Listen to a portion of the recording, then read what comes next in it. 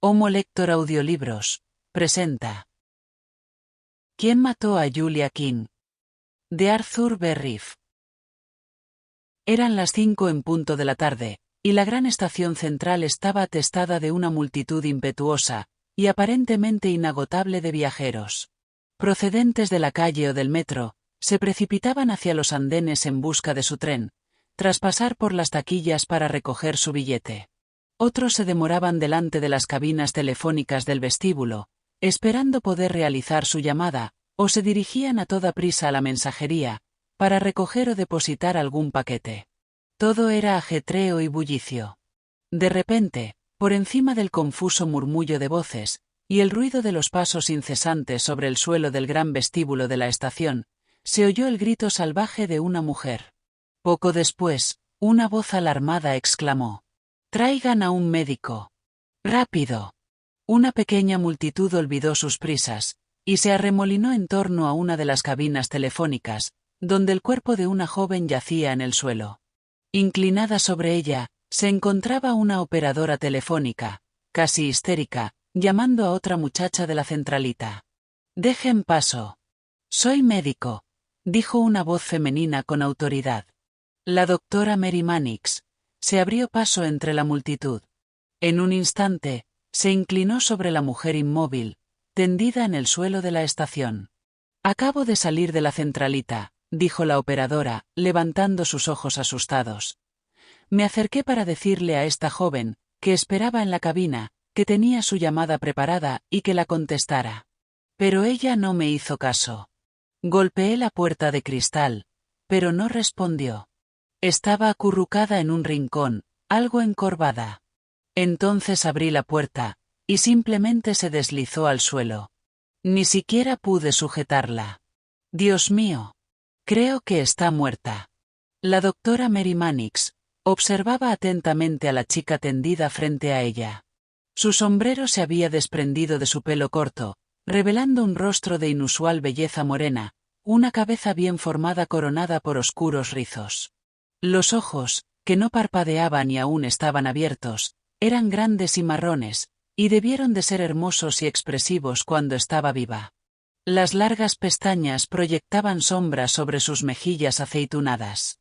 La nariz era pequeña, ligeramente respingona, y la expresión de su boca era algo dura, ya fuera por algún dolor, o porque revelara su carácter.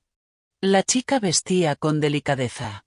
El día había sido sofocante, con un calor que no se apaciguaba, ni siquiera con la llovizna que caía desde la mañana. Su fino vestido de suave crepé azul oscuro, con toques blancos en el cuello, se extendía en delicados pliegues sobre su esbelto cuerpo. Unos zapatos de tacón de ante negro, sobre las medias de seda, revelaban la belleza de sus finos tobillos. «Apártense. Dejen que la chica respire, por favor», dijo Mary con voz seca, por encima del hombro, a la multitud curiosa, mientras le tomaba el pulso a la mujer caída. Frunció el ceño, y miró rápidamente a su alrededor. La chica aún aferraba un bolso entre sus manos.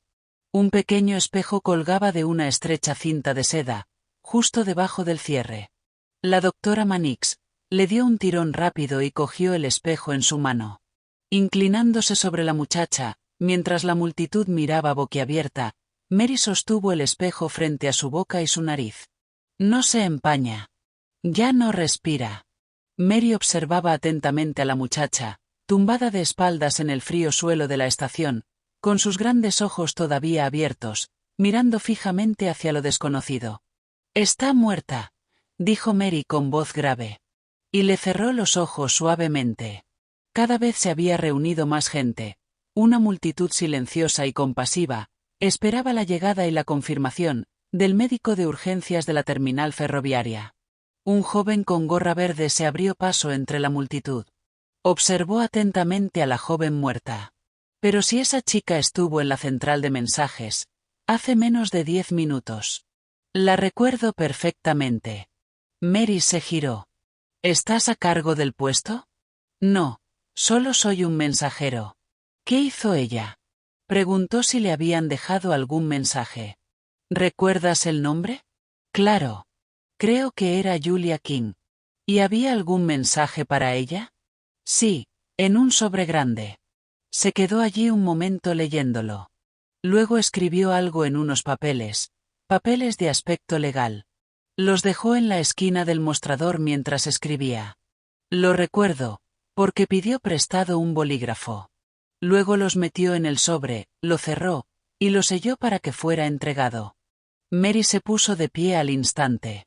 Para entonces, un policía especial de la comisaría había llegado, y había formado una barrera para contener a la multitud.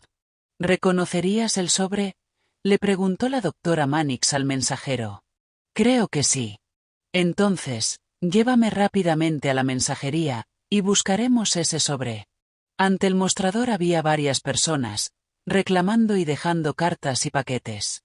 El mensajero revisó rápidamente todos los sobres que debían ser recogidos. No lo encuentro. Oye, Jim, ¿recuerdas un sobre que dejó aquí esa joven que dijo ser Julia King? Ya lo entregué. Un hombre lo pidió, dando el nombre de Whitney, menos de 5 minutos después de que ella saliera de aquí. ¿Por qué lo preguntas? Ella cayó muerta en una cabina telefónica. ¿Qué dices? Jim hizo una pausa de al menos 10 o 12 segundos, y luego volvió a su trabajo. Veía a gente tener ataques de ira, entrar en histeria, pero no morían. Parecía que algo así no podía ocurrir allí. ¿Qué aspecto tenía ese hombre?, insistió Mary. Bastante bajo, y bien vestido, respondió Jim. ¿Lo reconocerías? Supongo que sí, si volviera a verlo. Mary estaba perpleja. ¿Qué debía hacer ahora? Esta le había parecido una forma rápida de averiguar algo sobre la chica. Se volvió hacia el mensajero de la gorra verde. ¿Recuerdas que Julia King hiciera algo más? Piensa, rápido. El chico se echó la gorra hacia atrás pensativamente. Bueno, ella leyó una nota adjunta a esa carta. ¿Qué hizo entonces?, insistió Mary, con los ojos brillantes de emoción. ¿La guardó? ¿La metió en el otro sobre que dejó aquí? No sé. Ah, sí, ya lo recuerdo. La arrugó, y la dejó caer en la papelera, creo. Mary miró a su alrededor, y vio la papelera. La volcó sobre el mostrador de mármol y buscó. Pero no había nada allí, ni rastro de ningún papel que revelara nada sobre Julia King.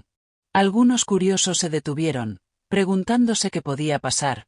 ¿Por qué una mujer elegante estaría rebuscando en una papelera, en la gran estación central? ¿Está seguro de que dejó caer esa nota en la papelera? Bueno, podría haberse caído al suelo. Mary miró a su alrededor. A lo lejos, vio a un mozo barriendo el suelo. Difícilmente habría intentado barrer en esa zona, con esa corriente de gente, yendo de un lado a otro sin parar. Ayudada por el mensajero de la gorra verde, la doctora Mannix empezó a buscar, escudriñando con atención el suelo, en busca de cualquier papel arrugado. Iban y venían, rastreando por todas partes, para fastidio de los pasajeros que se apresuraban a tomar los trenes de Westchester. Mary estaba tan absorta en su búsqueda, que no prestó mucha atención a la gente que pasaba. Más tarde, recordó haber visto a un hombre al que conocía, Harper Perry, marido de una vieja amiga suya. Caminaba de un lado a otro, como si esperara a alguien. No lo pensó en ese momento, pero le pareció que, al verla, se giró bruscamente, alejándose de ella, como si quisiera evitarla. Por fin, casi a la altura de una de las puertas del tren, Mary vio una bola de papel arrugada que la multitud había pateado. La alisó con ansiedad, y la descifró con una exclamación de sorpresa. Aquí tiene los $10.000, 10 billetes de $1.000, según lo acordado. Firme la declaración jurada, métala en el sobre con la dirección, déjelo en la mensajería, y llame al 8578 Fitzroy, para avisar que está ahí. La nota no estaba firmada. La doctora Mannix se volvió de nuevo hacia el mensajero, y le preguntó: ¿recuerda si en el sobre grande, que se le entregó a la señorita King, había algo más, aparte de la nota, y de esos documentos que ella firmó? El chico pensó un momento. Ahora que lo dice, recuerdo que había otros 2 sobres. La vi echar un vistazo al contenido de uno de ellos, y luego guardarlo en su bolso. Fue el otro el que selló. tras meter dentro los documentos. Mary se giró bruscamente, y regresó apresuradamente al lugar, donde el cuerpo de la pobre muchacha aún yacía en el suelo. El médico de urgencias había llegado. Mientras el doctor terminaba su examen, Mary volvió a tomar el bolso de la chica, y lo examinó con atención. No contenía ningún sobre. Ahora recordaba que no había visto ninguno, al abrirlo por primera vez. Tampoco había ni rastro de los $10.000. La doctora Mannix se volvió hacia la telefonista. ¿Alguien se acercó a la cabina, mientras Julia King estaba allí? Preguntó de repente. Pues sí, ahora que lo pienso, recuerdo que ella entró en la cabina número 7, y poco después, alguien abrió la puerta de esa cabina. Había mucha gente esperando fuera. Todas las cabinas de monedas estaban llenas. ¿Quién abrió la puerta? ¿Un hombre bajito? No, bastante alto. Llevaba un sombrero de fieltro de ala ancha. ¿Lo reconocerías? No lo sé, respondió la telefonista con cierta duda. Quizás sí.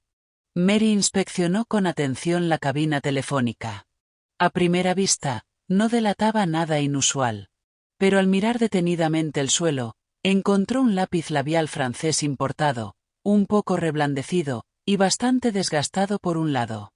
Siguió examinando con atención el interior de la cabina, y en una de las paredes, al fondo, descubrió unas líneas, gruesas y pegajosas, que parecían formar unas letras, que descifró como una M, una A, y una N. Tomó la punta de su pañuelo, y frotó un poco esas letras, hasta que apareció una mancha roja en la tela blanca. Luego, guardó el pañuelo y el lápiz labial en su bolso, y salió de la cabina telefónica. Un momento después, Mary estaba agachada con el médico de urgencias junto al cadáver de la joven. Él levantó la vista. Será necesario realizar una autopsia para determinar la causa de la muerte, por supuesto. Pero el examen inicial me hace pensar que ha sido envenenada, le dijo a Mary en voz baja. Ella hizo un gesto de asentimiento. Sí, yo también pienso lo mismo. Lo más probable es que fuera envenenada con algún veneno de acción rápida, cianuro, seguramente. Me gustaría que se encargara usted de efectuar la autopsia, y me dijera si encontró rastro de ese veneno en los labios de la víctima. Por cierto, soy la doctora Mary Mannix. El médico asintió. Estaré encantado de colaborar con usted, doctora Mannix. Mary examinó de nuevo detenidamente el bolso de la chica, hablando en voz baja. Creo que la muchacha ya estaba muerta, cuando ese hombre que mencionó la telefonista, abrió la puerta de la cabina. Si ese desconocido es su asesino, probablemente esperó a que el veneno hiciera efecto y ella muriera, para actuar. Entonces, tomó algo del bolso de la víctima, cerró la puerta y desapareció. En apenas 10 minutos, Julia King había recibido $10.000, había sido envenenada y dirigida, como por el largo brazo del destino, a una cabina telefónica, donde moriría, y después sería robada. Y todo ello, en una concurrida estación, a plena hora punta de la tarde, con miles de personas alrededor, agolpándose a pocos pasos de ella. La doctora Mannix le entregó el bolso al agente especial encargado del caso, y después se dirigió a hablar con la telefonista. ¿A quién llamó Julia King antes de morir? La telefonista tenía el número escrito en su cuaderno. 3578 Fitzroy. Esa era una pista. Había otras 2 pistas en el bolso. En una tarjeta estaba escrito un nombre, Whitney. Whitney había sido el nombre dado por el hombre, que pidió el sobre que Julia King dejó en mensajería. En el reverso de la tarjeta había una dirección, Wall Street 85. En la centralita, Mary consiguió más información. ¿A qué dirección se correspondía el número Fitzroy 3578? Era Broadway, 976. La dirección de Whitney, en Wall Street, era la más cercana. Iría allí primero. Mientras caminaba por el pasillo del edificio de oficinas, con sus zapatos de suela blanda, la doctora Mannix leyó el nombre de Everett Whitney, abogado y consejero legal, en la puerta. Había luz adentro, pero no se oía ningún sonido. Mary dudó. ¿Era prudente entrevistarse con él? Justo entonces, oyó detenerse el ascensor. Alguien venía por el pasillo. Mary subió corriendo las escaleras hasta el siguiente piso, se detuvo, y observó por encima de la barandilla. Al final del pasillo, vio a una chica que corría nerviosa, dirigiéndose al despacho de Whitney. Una vez allí, abrió la puerta y entró. Mary apenas pudo contener una exclamación de sorpresa al reconocerla. Jane Perry. Mary Mannix la había conocido en la escuela. Siempre fue una chica bonita, con modales encantadores, un poco impulsiva y testaruda, querida por todos, consentida por todos. En casa, en la escuela, en sociedad, era víctima de su propia belleza y encanto. Hacía apenas un año, se había casado con Harper Perry, el magnate de la banca. Qué extraño resultaba que Jane Perry estuviera allí. Parecía muy nerviosa. ¿Tendría ella alguna relación con la muerte de Julia King? De pronto, Mary recordó haber visto al marido de Jane, Harper Perry, en la estación, cuando buscaba la nota arrugada, y cómo había evitado encontrarse con ella. Además, el número de Harper Perry también estaba en una tarjeta, en el bolso de Julia King. Sin duda, estaban relacionados de algún modo con aquel oscuro asunto. Mary retrocedió de puntillas, y aguzó el oído para captar algo a través de la puerta. Solo pudo oír una frase. ¿Ya lo conseguiste? Mary no pudo captar la respuesta del abogado, y del resto de la conversación, solo pudo oír un murmullo ininteligible. Mary esperó, hasta ver a Jane salir del despacho del abogado Whitney.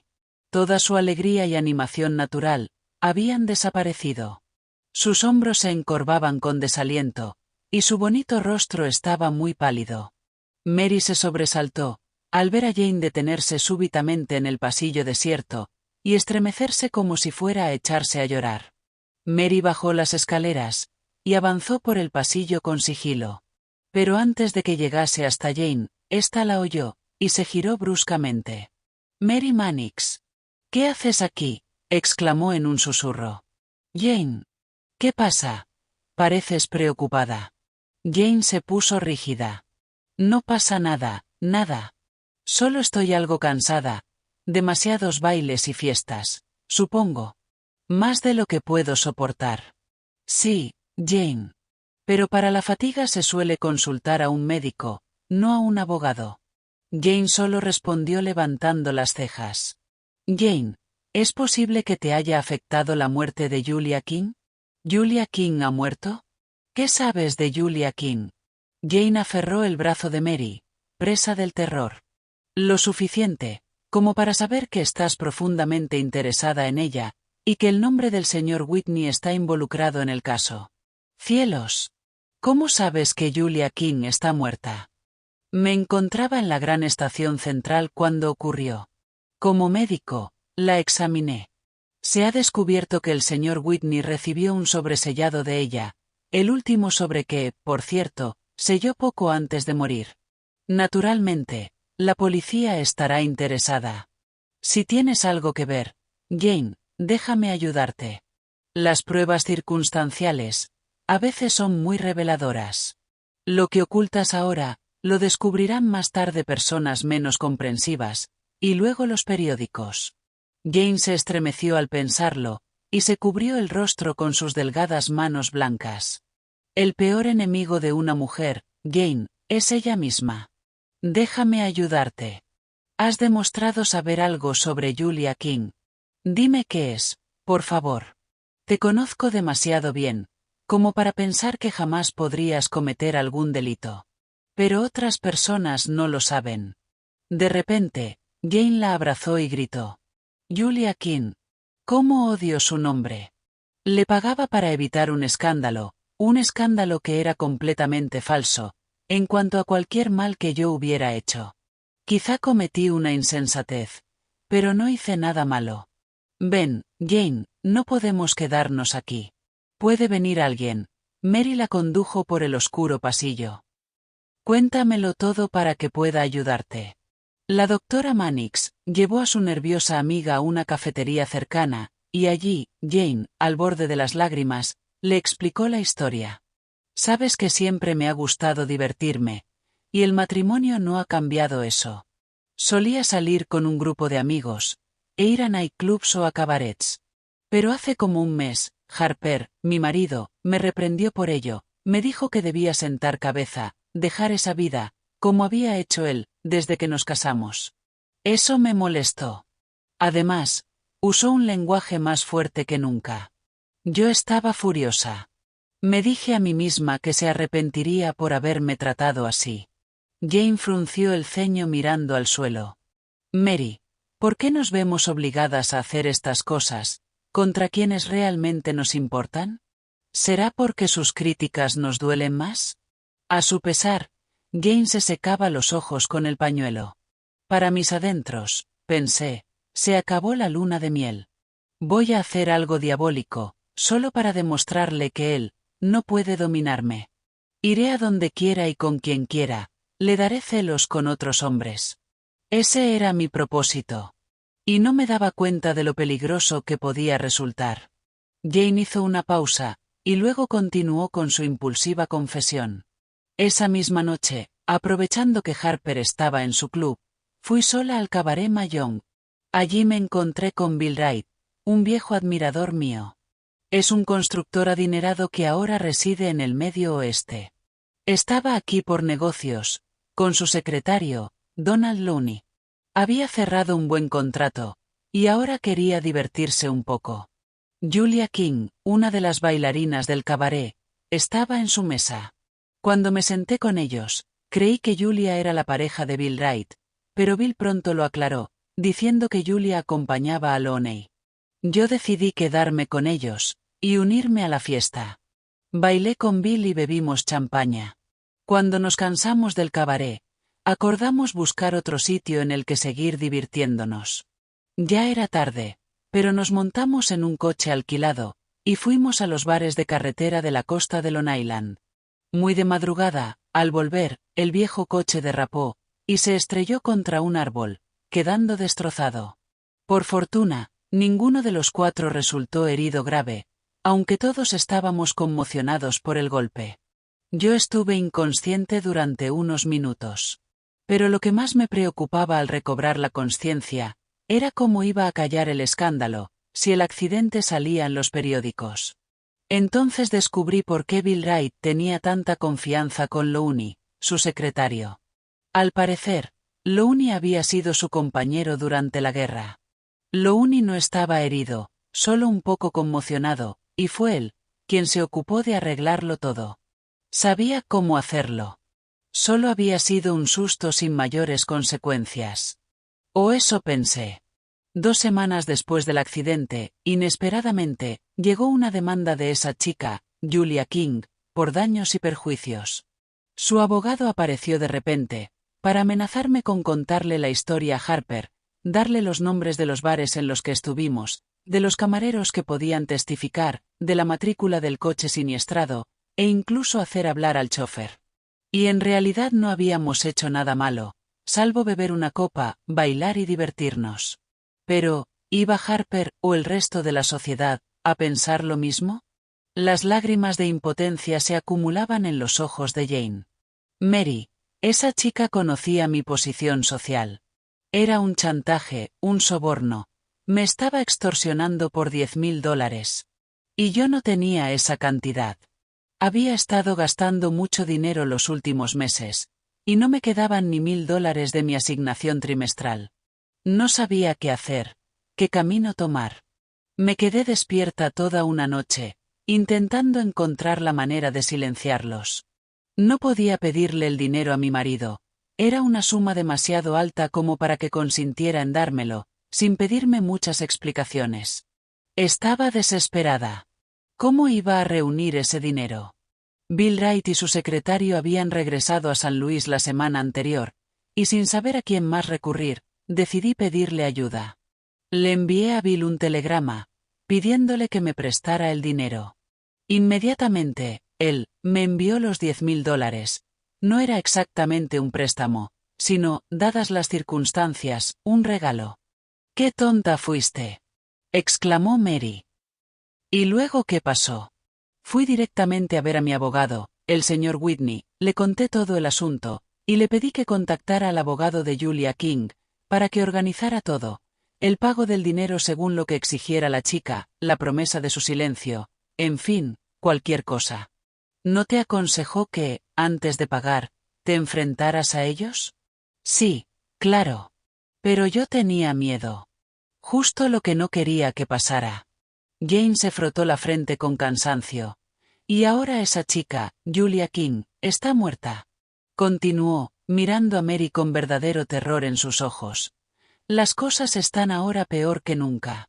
Todo saldrá a la luz. Nadie creerá que Bill Wright me enviaría $10,000, si no hubiera nada de cierto en las acusaciones de la chica. Mary, ¿qué hago? No pierdas la cabeza, Jane. ¿Sabe Whitney que Julia King ha muerto? Por un instante, Jane dudó de nuevo, y alzó la mirada suplicante hacia Mary, impotente. No, Mary. Exclamó. Tengo que entrar y decírselo. ¿Puedo ir contigo? ¿Lo harás, Mary? Me sentiré mejor si tú vienes conmigo. Un momento después, en la oficina del abogado, Whitney observaba con astucia el rostro de la doctora Mannix. No había mostrado ninguna emoción, al enterarse del asesinato de Julia King, salvo un ligero rubor en su rostro inescrutable, al saber que su nombre figuraba en una tarjeta, hallada en el bolso de la muchacha muerta, y en el sobre, que ella dejó en la central de correos. A Mary le pareció percibir cierta insensibilidad en la forma en que recibió la noticia. Este apuesto hombrecillo era extremadamente seguro de sí mismo, tranquilo y circunspecto. ¿Quién era el abogado de Julia King, si puedo saberlo? Preguntó Mary. Uno de esos abogados de Broadway, cerca de la calle 42, llamado Herbert Spear. Más tarde, consultando la guía telefónica, Mary descubrió que el número de Herbert Spear era 3578 Fitzroy, correspondiente a la dirección Broadway 976. Por tanto, Herbert Spear era el hombre al que Julia King llamó. Era él, a quien le habían indicado que llamara, para notificarle que los documentos estaban firmados, y que el dinero le había sido entregado. ¿Qué sabe de él? Preguntó la doctora Mannix. Whitney negó con la cabeza, con una peculiar sonrisa en el rostro, tal vez de desprecio. No sé nada. No tengo relación con el colegio de abogados de Broadway de la calle 42. Bien, ¿y quién fue el encargado de entregarle los documentos? Continuó Mary. Un tipo llamado Berg. Emmanuel Berg, creo, respondió Whitney. ¿Lo conoce? Lo he visto una vez. Vino a buscar los documentos, con la declaración jurada que debía firmar Julia King, y los llevó a Spear para que éste diera su aprobación, antes de mandarlos a la central de mensajes con el dinero. ¿Quién escribió esta nota? Mary extendió el papel arrugado, que había encontrado en el suelo de la gran estación central. Spear estipuló que se adjuntara, fue la respuesta. Berg la trajo con los demás papeles. Ya veo, dijo Mary pensativa, y obviamente insatisfecha. Señor Whitney, no voy a pedirle los documentos ni esa declaración jurada que firmó Julia King. Solo deme el sobre. Gracias. La doctora Mannix dobló el sobre, con la solapa hacia adentro, y lo guardó con cuidado en su bolso. Cuando abandonaron la oficina del abogado, Mary se despidió de la atribulada Jane, tras asegurarle que todo se solucionaría satisfactoriamente, y se dirigió rápidamente hacia Broadway. Herbert Spear era un tipo alto, delgado y de aspecto sibilino. En cuanto le conoció, Mary sintió una profunda antipatía por aquel abogado, capaz de representar a una chantajista sin escrúpulos como Julia King. Una sonrisa falsa y estereotipada, que parecía llevar siempre incrustada en su rostro, apenas conseguía ocultar la expresión taimada de sus ojos. A pesar de su actitud desenvuelta, de su ropa cara, de su seguridad, Mary lo juzgó de inmediato como uno de los hombres más anodinos que había conocido. Al entrar en su despacho, Mary vio en el escritorio de Spear una libreta del Banco Central. Fingió no haber reparado en ello, y se sentó tranquilamente ante la invitación de Spear. Antes de que pudiera preguntarle a qué se debía su visita, ella le dijo: Julia King ha muerto. ¿Lo sabía? Él pareció tomárselo con bastante calma. quizá con demasiada calma. Su actitud era como si dijera, bueno, ¿qué le vamos a hacer? Excepto un trago de agua, no mostró la menor emoción. Finalmente, habló. ¿Y qué tiene que ver eso con usted? Preguntó con su sonrisa de lobo. ¿Por qué ha venido a verme? Bueno, soy médico, y estuve junto a la señorita King cuando murió. Yo le cerré los ojos, replicó Mary con indiferencia. Descubrí que, justo antes de morir, iba a llamarle a usted por teléfono. Por eso estoy aquí. ¿Quién era Julia King? La señorita King era clienta mía.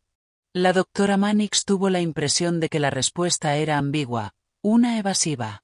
Me topé con este caso por casualidad, continuó Mary con serenidad, y hay algunas cosas que me gustaría saber, antes de redactar un informe sobre su muerte. Eso es todo. ¿Qué sabe de un hombre llamado Berg?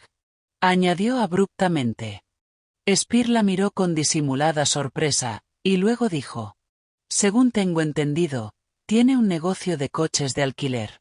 Guarda sus taxis en un taller mecánico de la siguiente manzana. ¿También es cliente suyo? Preguntó Mary. Sí, le asesoro en cosas pequeñas. Me consultó cuando su padre lo instaló en el negocio. ¿Confía en él? ¿Confiar en él? No mucho.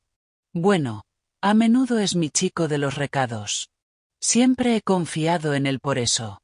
Lleva papeles, entrega citaciones, y a veces, me lleva cuando necesito un taxi. ¿Estaba Harper Perry involucrado con Julia King? Aventuró de pronto Mary. Señorita Mannix, eso no podría decirlo. ¿Cómo iba a saberlo? No fui el padre confesor de Julia King, solo era su abogado. Spear hizo una pausa, como si le molestara el interrogatorio. Solo tengo que decir que Harper Perry tiene suerte, eso es todo. Mary se preguntó por qué había dicho él eso. ¿Qué quiere decir? Preguntó con ingenuidad. Spear se inclinó hacia ella. Le contaré un chisme. ¿Sabe, señorita, arréglalo todo? Berg me dijo que había visto a Julia King una vez con Harper Perry. Quizás, Perry estaba traicionando a su mujer. Quizás esa mariposa de Broadway se metió en problemas. Julia parece que tenía en un puño a la señora Perry, y quizás el marido iba a ser el siguiente. ¿Qué le parece? Estos banqueros piadosos pueden hacer cosas muy malas, y salirse con la suya. Así que Harper Perry era amigo de Julia King, dijo la doctora Mannix pensativamente. Entonces eso explica algo que vi. ¿Qué es lo que vio? Preguntó Spear con disimulada ansiedad.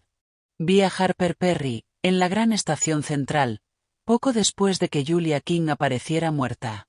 ¿En serio? El abogado recibió aquella información con expresión astuta, y también con cierto deleite malicioso.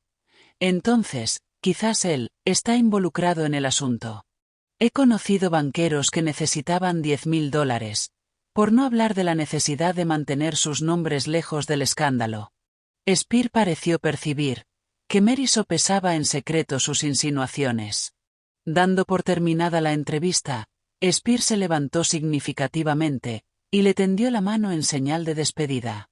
Afuera, en la plaza Long Grace, Mary se detuvo en una cabina telefónica. Conocía el club de Harper Perry, y dado que era la hora de cenar, supuso que lo encontraría allí. Hola, Harper, habla Mary Mannix. Hola, Mary. ¿Qué puedo hacer por ti? Quiero hablar contigo sobre algo muy importante para ti. De lo contrario, no te habría molestado en el club. Nos vemos en el Rita. Te espero allí. Harper Perry no tardó en aparecer. Era un joven alto, delgado y bastante distinguido. Parecía decididamente nervioso e inquieto, pero era demasiado caballeroso como para negarle una entrevista a Mary. ¿Vamos a un rincón tranquilo?, sugirió Mary, intentando disipar cualquier rastro de tensión y formalidad. Perry asintió, abrió el camino, y se acomodaron en una mesa al fondo. Él, con una curiosa mirada inquisitiva en su rostro. Harper, empezó la doctora Mannix, voy a ir directa al grano. Se está haciendo tarde. ¿De qué se trata? Él se esforzaba por parecer despreocupado, por no delatar su ansiedad. Sobre Julia King. Sabes que cayó muerta en la gran estación central. En su bolso se encontró tu número de teléfono. Algo bastante desagradable para ti, ¿verdad? Harper se recostó en su butaca, estiró las piernas, y cerró los ojos un momento, mientras respiraba profundamente. Luego abrió los ojos de nuevo, y la miró fijamente. ¿Por qué haces esto, Mary? Preguntó. Por Jane, y por ti también, Harper, respondió ella. Después, bajando la voz, continuó. Te vi, y otros debieron verte también, en la estación, cuando Julia King yacía muerta junto a la cabina telefónica. Tu número de teléfono estaba en su bolso. Sería muy fácil para la policía sumar 2 y 2, y aceptar esos hechos como prueba de tu culpabilidad. La policía siempre necesita tener un culpable. La publicidad de todo esto sería muy perjudicial para ti, y también para tu negocio.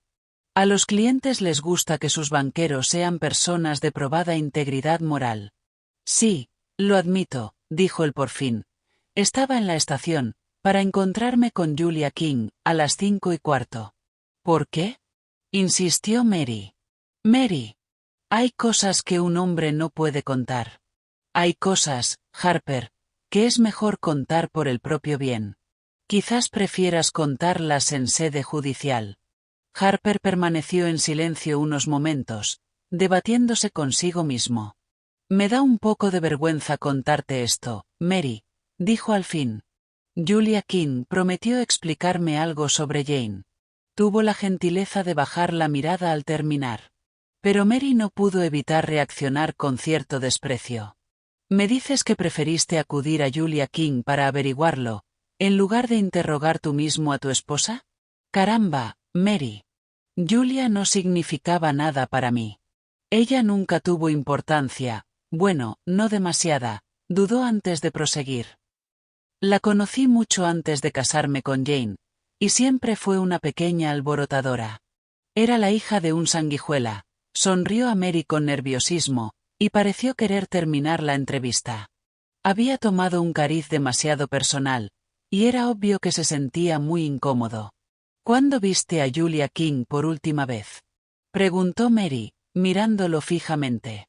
Hacía tiempo que no la veía, contestó él, rápidamente, pero su actitud le indicó que mentía. ¿Fue anoche, Harper? Eres una interrogadora persistente, Mary. Supongo que debo admitirlo. Sí, la vi anoche. Me dijo que hoy tendría algo sobre Jane. Harper Perry hablaba con mal humor. De pronto, una nueva idea pareció asaltarlo. Oye, Mary, ese abogado, ¿te envió Whitney para interrogarme? El señor Whitney no sabe que te conozco ni que estoy aquí. Sin embargo, hay otro abogado en este caso, que te conoce, a ti y a tus hábitos, bastante bien. ¿Quién? Preguntó Harper rápidamente. ¿Has oído hablar alguna vez de Spear, de Herbert Spear? Harper se inclinó hacia adelante con cierta agresividad. ¿Tú también lo conoces? ¿Qué te dijo de mí? Parece que estás tan bien informada, que no necesito responder nada más. Sus labios temblaban de ira o de nerviosismo. Harper, ¿quieres divorciarte de Jane? No, claro que no. Amo a Jane. Bueno, pero deberías tener en cuenta una cosa. Cuando uno se relaciona con pequeñas cazafortunas, puede esperar que surjan problemas. Tú también los tendrás. Solo Dios sabe cuánto material sobre ti guardaba Julia King en su apartamento. Puedes estar seguro de que ni la policía ni los periodistas pasarán por alto ni una foto ni una carta. Mary, no voy a tolerar esto. No pienso hablar más contigo esta noche. Se levantó con nerviosismo, para dar por terminada la entrevista. Pero Mary no estaba dispuesta a dejarlo marchar, sin formularle una pregunta más. Harper, ¿Julia King o Herbert Spear te estaban chantajeando? ¿Tenían alguna información realmente comprometedora sobre ti? Perry, estaba exasperado. Me niego a responder. Gritó.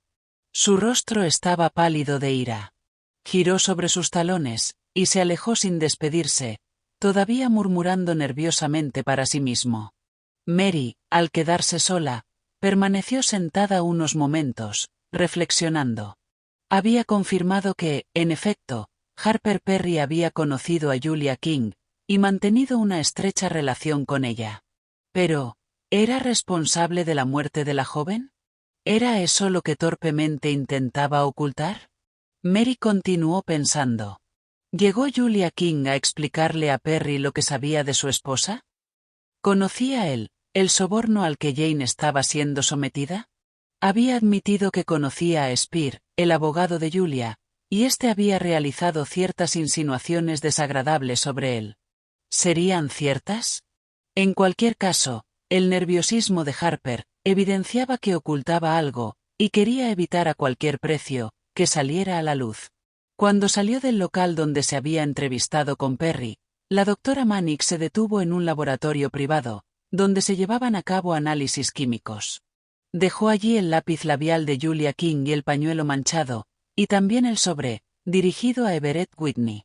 Después, llamó a un investigador conocido, pidiéndole que le ayudara a resolver otro problema que le rondaba por la cabeza.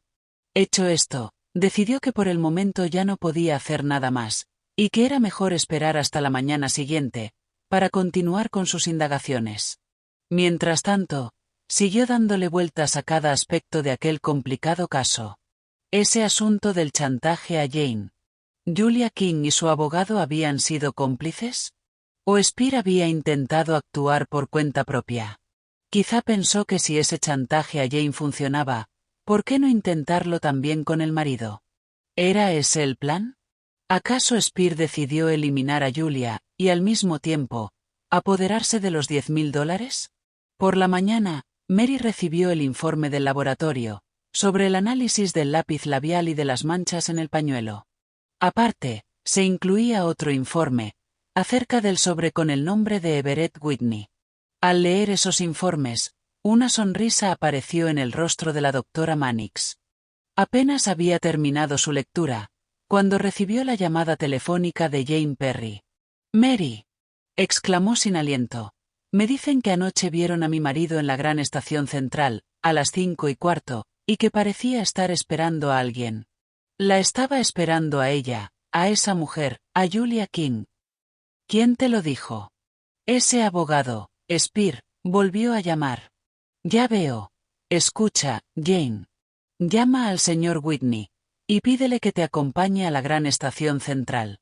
Luego dile a Harper que se encuentre allí con vosotros, frente a las cabinas telefónicas, a las 11. Nos veremos allí». A continuación, Mary llamó al joven médico de urgencias, que había certificado la muerte de Julia King. Los resultados de la autopsia ya estaban listos. «Por favor, doctor», le dijo, «reúnase conmigo en la estación a las 11, con una copia del informe». «Allí estaré, doctora Mannix». Mary corrió a la oficina de Spear. Evidentemente, el abogado había estado dándole vueltas al asunto durante la noche. «¿Sabe?», comentó con indiferencia, «creo que la persona que le quitó los $10,000 a esa pobre chica no fue necesariamente quien la asesinó». «Quizá no», Mary hizo una pausa. «Y la persona que recogió el sobre, que ella depositó en la central de mensajes, tampoco la mató necesariamente». Spear tragó saliva. «Si no le importa», dijo Mary, «consiga un auto, y haga que Berg nos lleve a la gran estación central de inmediato». «Pero, ¿por qué debería ir yo allí?», repuso Spear con frialdad. «Debe ir. Julia King era su clienta, ¿no? El médico estará allí, con el informe de la autopsia. Parecería extraño que se negase a acompañarme, dadas las circunstancias, ¿no le parece?». De mala gana, Spear aceptó acompañarla. En la gran estación central, Mary le indicó a Berg con un gesto que aparcara el coche. Al bajar las escaleras de la estación, se topó con Jane y Whitney, y los condujo hasta la central de mensajes, donde el empleado tardó solo un instante en identificar al elegante abogado como el hombre que había recogido el sobre, depositado allí por Julia King. Después se dirigieron a las cabinas telefónicas, y la doctora Mannix saludó a la telefonista con la que había hablado, tras la aparición del cuerpo sin vida de Julia King. La joven pareció sobresaltarse al ver a Harper Perry junto a ella. Parecía a punto de hablar, cuando vio la esbelta y alta figura de Spear, y calló. En ese momento, el joven médico hizo su aparición. ¿Tiene los resultados de la autopsia?, preguntó Mary. Sí, doctora Mannix. Los síntomas eran de envenenamiento por cianuro. La parálisis respiratoria, causada por el veneno, ocasionó la muerte. En los labios de la víctima, había rastros de cianuro. Tal como sospechaba. ¿Y el lápiz labial, señorita Mannix, dio positivo en el análisis? Solo es un lápiz labial común y corriente, respondió Mary. Ni rastro de veneno. En silencio, sacó de su bolso los informes del laboratorio. Pero la solapa de ese sobre, dirigido a Everett Whitney, estaba cubierta con cianuro. Mary hizo una pausa. Alguien, continuó lentamente, ideó un plan y lo puso en marcha. Decidió cómo se llevaría a cabo, todo en menos de 10 minutos, en la gran estación central, en plena hora punta, cuando mayor afluencia hay de pasajeros. Esa persona untó con veneno la goma de la solapa del sobreabierto, dirigido a Everett Whitney, con la intención de envenenar a Julia King, cuando ésta lo humedeciera con la lengua para cerrarlo. Y esa persona mató a Julia King, sencillamente para quedarse con los $10,000 del chantaje. Esa chica sabía muchas cosas, y representaba un peligro para algunas personas, pero no la mataron para garantizarse su silencio, o librarse de su presencia. La mataron solo por el dinero. Mary se dirigió entonces hacia la cabina número 7, y abrió la puerta. Con una pequeña linterna, iluminó el oscuro cubículo. El garabato seguía en la pared. Metió la mano en su bolso, y lentamente, sacó el lápiz labial, un poco desgastado por un lado. De pronto, se giró hacia el desgarbado conductor. ¿Cuál es su nombre de pila, Berg? Emmanuel. ¿Alguna vez le llaman Maní? Sí. ¿Por qué? Tartamudeó el hombre. De nuevo, Mary iluminó la cabina con su linterna. Si se fija bien en estas marcas, podrá distinguir las letras M-A-N. Berg gruñó una respuesta, e hizo ademán de marcharse. El doctor se puso a su lado, y le sujetó del brazo, pero había demasiada gente para que pudiera escapar. Usted era el mensajero entre los abogados, cuando estaban organizando el pago del chantaje, ¿no es así?, preguntó Mary. Había un sobre dirigido al señor Whitney entre los papeles. Usted tenía fácil acceso a él. El conductor se sumió en un silencio hosco. He averiguado que tiene usted deudas, Berg, y esos $10,000 eran demasiado tentadores, ¿verdad? Creo que no tendremos problemas para demostrar la oportunidad y el motivo que le llevaron a cometer el robo y el asesinato de Julia King. Mary dio un paso más hacia Berg. Julia King, en sus últimos momentos, aún tuvo fuerzas para lanzar la acusación final contra usted, Manny, al escribir el inicio de su nombre en la pared de la cabina con su lápiz labial. Los análisis muestran que las partículas de pigmento que forman estas letras provienen de esta, y solo de esta, inusual marca de pintalabios, que recogí del suelo de la cabina. Berg, sabiendo que era mejor guardar silencio para no incriminarse, seguía callado. En ese momento, la telefonista se levantó de un salto de su escritorio, y le quitó a Berg su gorra de chofer. Claro. No lo reconocí con la gorra. Este hombre fue el que abrió la puerta de la cabina, en la que estaba Julia King. Una vez que los agentes se llevaron a Berg, y Everett Whitney, Spear, y el joven médico se hubieron despedido, Mary se quedó a solas con Jane y Harper Perry. Es increíble que hayas podido resolver el caso con tanta rapidez, Mary, dijo Jane con admiración. Bueno, desde el principio tuve bastante claro el cómo, solo tenía que descubrir quién, repuso la doctora Mannix. Pero no fue fácil, había demasiada gente, ocultando demasiadas cosas. Secretos conyugales, infidelidades, negocios sucios, chantajes. Dirigió una mirada significativa a cada uno de los miembros de la pareja, que bajaron los ojos, incómodos y avergonzados. Y esas cosas, continuó Mary, sin duda saldrán a relucir en el juicio. No creo que sea posible evitarlo. Y ahora debo irme. Os dejo solos. Creo que tenéis mucho de lo que hablar. Y dándose la vuelta, la doctora Mary Mannix se alejó rápidamente, perdiéndose entre la multitud que transitaba por la gran estación central. Fin. Gracias por ver este vídeo. Por favor, no olvides suscribirte, dar a me gusta, compartirlo y dejar un comentario. Si te ha gustado este relato, puedes encontrar más audiolibros en nuestro canal, Homo Lector.